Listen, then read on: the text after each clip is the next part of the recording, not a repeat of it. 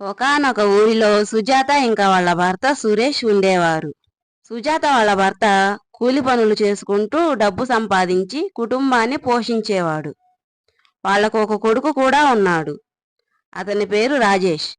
రాజేష్ చాలా బాగా చదివేవాడు. కొడుకును చూసి సుజాత వాళ్ళ భర్త చాలా మురిసిపోయేవారు. ఇంకా తను బాగా చదివి వాళ్ళ కష్టాలు పోగొడతాడని అనుకునేవారు. కానీ హఠాత్తుగా సురేష్ జబ్బు పడ్డాడు. మంచం మీద నుండి కూడా లేవలేని పరిస్థితి. సుజాతకి ఇప్పుడు ఏం చేయాలో అర్థం కాలేదు. కుటుంబ బాధ్యత మొత్తం తనపై పడింది. ఇప్పుడు ఏం చేయాలా అని ఆలోచించుకుంటూ సుజాత ఏదైనా పని కోసం వెతుక్కుంటూ ఉండగా దారిలో ప్రసాద్ అనే వ్యక్తి కనిపిస్తాడు. తను చాలా మంచివాడు. ఎదుటి వారికి సాయం చేసే గుణం కలవాడు. తనకి సుజాత పరిస్థితిని గురించి తెలిసి ఇలా అంటాడు. ఏమ్మా మీ ఆయన ఆరోగ్యం ఎలా ఉంది? పర్లేదు బాబు, కానీ వైద్యం చేయించడానికి చాలా ఖర్చు అవుతుంది. మీకు తెలుసుగా బాబు మా పరిస్థితి. అవును కదా, నీకు పని ఇప్పిస్తా, చేస్తావా? ఏం పని చేయాలి బాబు? నీకు తెలుసు కదా, నేను చెరువులో చేపలు పట్టి బజారుకు తీసుకువెళ్ళి అమ్ముతుంటాను. కానీ ఇప్పుడు నాకు బజారుకు వెళ్ళి అమ్మే సమయం కుదరటం లేదు. నువ్వు వెళ్ళి చేపలు అమ్ముతావా? నేను చేపలు పడతాను. నువ్వు బజారుకు వెళ్ళి అమ్ముకొని రా. వచ్చిన డబ్బులు ఇద్దరం పంచుకుందాం. ఏం సుజాత, చెప్పు, చేస్తావా? ఓ, తప్పకుండా బాబు. నేను రేపటి నుండే పనిలోకి వస్తాను. మరుసటి రోజు ఉదయమే ప్రసాద్ చెరువు దగ్గర చేపలు పట్టగానే సుజాత వాటిని బజారుకు తీసుకువెళ్లి అమ్మటం మొదలుపెట్టింది. చేపలమ్మా, చేపలు, చెరువులో పట్టిన చేపలు, తాజా చేపలు తీసుకోండి అమ్మా, తీసుకోండి, కొరమేళ్ళు. సుజాత ఇలా చేపలు అమ్మటం చూసి ఊళ్ళో వాళ్ళందరూ చాలా సంతోషించేవారు. ఎందుకంటే బజారుకు వెళ్లి కొనవలసిన అవసరం లేకుండానే తాజాగా ఇంకా చవకైన చేపలు ఇంటికి తెస్తుందిగా. అందుకు చూస్తూ చూస్తూ బుట్టలో ఉన్న చేపలన్నీ అమ్మేసింది సుజాత. ఇలాగే రోజు గడిచేది. ప్రసాద్ చేపలు పట్టడం, సుజాత వాటిని తీసుకువెళ్లి బజారులో అమ్మటం, ఇలా జరిగేది. సుజాత ఇంకా ప్రసాద్ చాలా సంతోషంగా ఉన్నారు.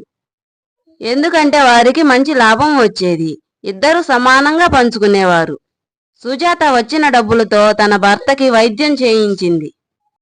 ఇంకా తన కొడుకు రాజేష్ని మంచి స్కూల్లో కూడా జాయిన్ చేసింది.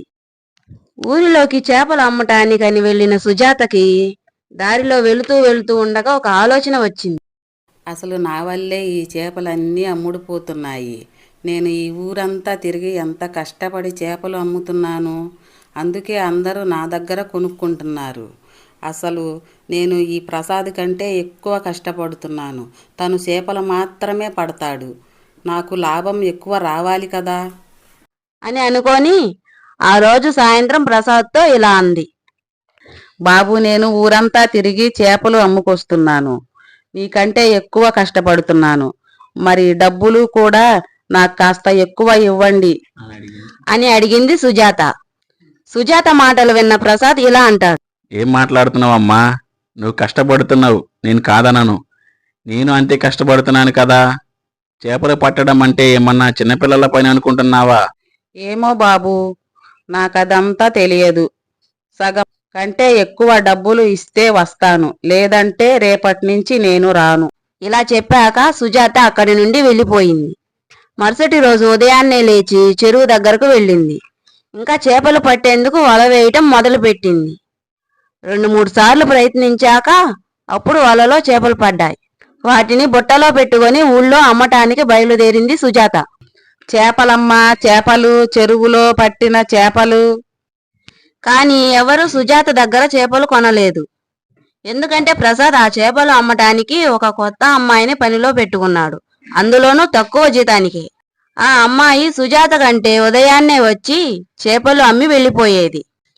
ఇప్పుడు సుజాతకి ఏం చేయాలో తెలియలేదు. రోజులాగే చెరువు దగ్గరకు వెళ్ళటం, చేపలు పట్టడం, వాటిని ఊరిలోకి తీసుకొచ్చి అమ్మటం. కానీ సుజాత దగ్గర చాలా తక్కువ మంది కొనుక్కునేవారు. ఎందుకంటే తను చేపలు పట్టుకొని వచ్చేసరికి టైం సరిపోయేది కాదు. చేపలు ఎవరు కొనకపోవటం వల్ల అస్సలు లాభం వచ్చేది కాదు. ఇంకా ఎక్కువ కష్టపడాల్సి వచ్చేది. ఇప్పుడు సుజాత పశ్చాత్తాపడటం మొదలుపెట్టింది. అయ్యో, నేనెందుకు ఇలా చేశాను? చేపలు పట్టడం చాలా తేలిక అనుకున్నాను. అమ్మటం కష్టం అనుకున్నాను. కానీ చేపలు పట్టడం కూడా కష్టమే. అసలు ప్రసాద్ దగ్గర ఉన్నప్పుడు మంచి లాభం వచ్చేది. ఇప్పుడు అస్సలు రావడం లేదు. ఇంకా పని కూడా ఎక్కువయ్యింది. నేను అతిగా ఆశపడి చాలా తప్పు చేశాను అనుకుంటూ సుజాత ఏడవడం మొదలుపెట్టింది. చూశారుగా పిల్లలు, ఈ కథ ద్వారా మీకు ఏం అర్థమైంది? ఎప్పుడూ అతిగా ఆశపడకూడదు. ఏదో పొందాలి అనే ఆశతో ఉన్నది కూడా పోగొట్టుకోవాల్సి వస్తుంది.